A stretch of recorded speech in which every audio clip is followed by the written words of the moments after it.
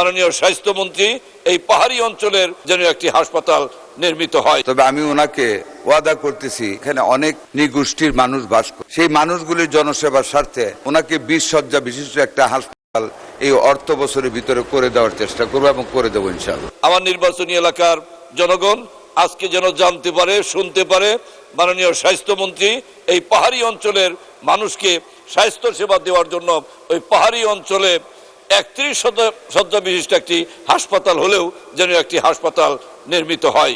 আপনাকে ধন্যবাদ মাননীয় স্পিকার। মাননীয় মন্ত্রী।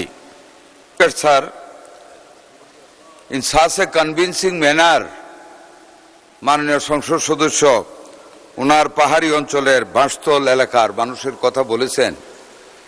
আমি তো অনেক ক্রুয়েল হতে পারবো না মাননীয় স্পিকার। টাকার বরাদ্দ পেয়েছি, উনি জনগণের প্রতিনিধি, ভোটে পাশ করে এসেছেন।